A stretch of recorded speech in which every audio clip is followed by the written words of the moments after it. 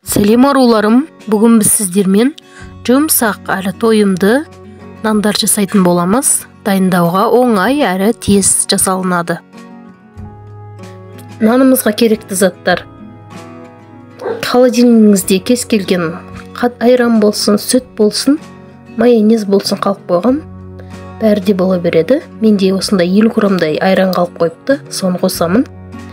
Және де 50 грамм сұйық май, 2 үлкен қасықпен қант, 1 үлкен қасықпен тұз, 1 ложа 1 кішкентай қасықпен ыстығырақ су, 700 граммдай, және де керегінше ұн болады. Алдымен ыстық суымызды құйып аламыз. 1 үлкен қасықпен тұз саламыз, 2 үлкен қасықпен қант саламыз. Айранымызды құйып аламыз. Сұйық майымызды да құйып аламыз.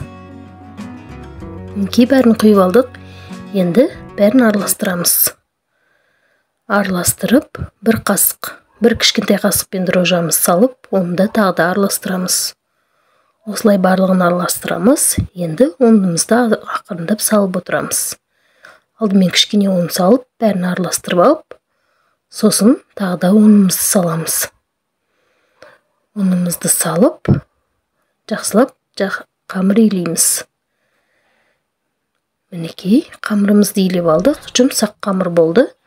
Қатты болудың қажеті жоқ, жұмсақ болды. Енді пакетпен орап, 1 сағатқа қойып қоямыз.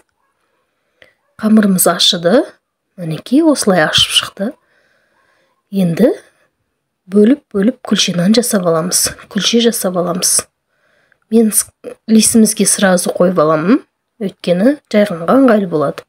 Лисімізді майлап, нандарымызды қойып шығамыз. Мінекей, осылайынан бір-бірден алып қойып, домалақтап қойып,